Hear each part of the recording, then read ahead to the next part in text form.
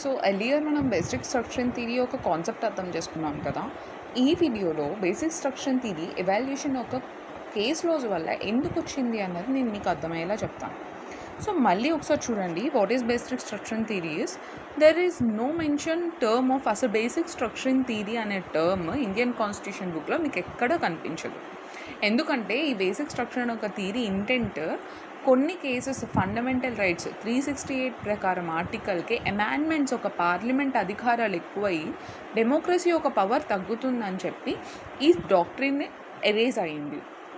The idea parliament cannot introduce laws that would amend the basic structure theory of the constitution. So ఇప్పుడు fundamental రైట్స్ని అన్నీ కదిపేస్తాయి, అసలు ప్రజలకున్న స్వాతంత్రం ఏంటి, ఇవన్నీ పోకూడదు అని చెప్పి ఈ బేసిక్ కాన్సెప్ట్ అన్నది వాళ్ళు లాంచ్ చేశారు. సో అది రాజ్యాంగం వచ్చేసిన తర్వాత వచ్చిన పరిణామాల అమెండ్మెంట్ వల్ల వచ్చిన ఒక థియరీ, మన ఒక బేసిక్ రైట్స్ కాపాడడానికి.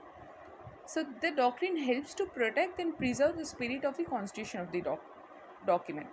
కాన్స్టిట్యూషన్ డాక్యుమెంట్ ఏదైతే ఇక్కడ పార్లమెంట్ కానీ జ్యుడిషియరీ బాడీ కానీ లేదా పీపుల్ కానీ సుప్రీం పవర్ కాదు,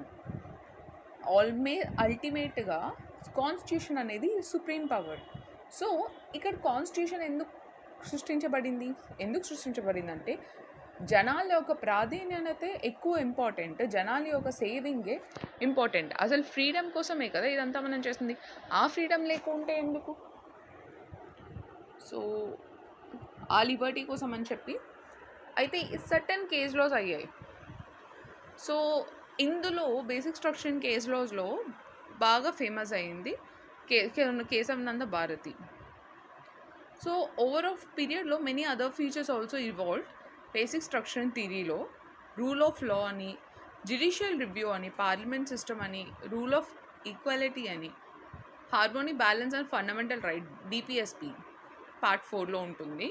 constitution, free and fair elections కరెక్ట్గా అవ్వడము, limited power for the parliament amend and so basic structure వల్ల లిమిటెడ్ పవర్ ఉంది, ఇష్టం వచ్చినట్టు చేయకూడదు.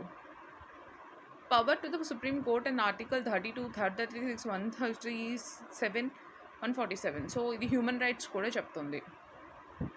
Any law or amendment that violates the principles can struck down the Supreme Court on the grounds that destroy and basic structure theory. So basic structure theory ఎందుకు destroy అవుతుందన్నది supreme court అక్కడ ఇంటెంట్ని అర్థం చేసుకున్న ఆ case దాన్ని బట్టి judgement ఇస్తుంది.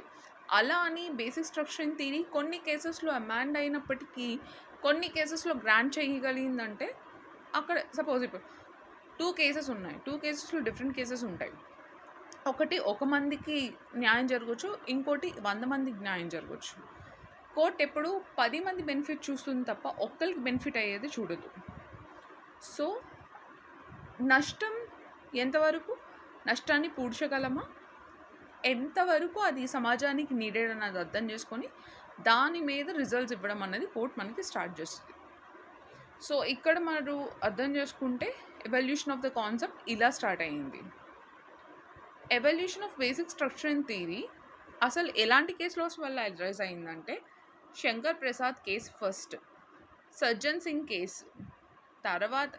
ఈ 2 కేసెస్లో absolute power of parliament in amending constitution, అసలు కాన్స్టిట్యూషన్ పార్లమెంట్ ఇష్టం వచ్చినట్టు మార్చింది.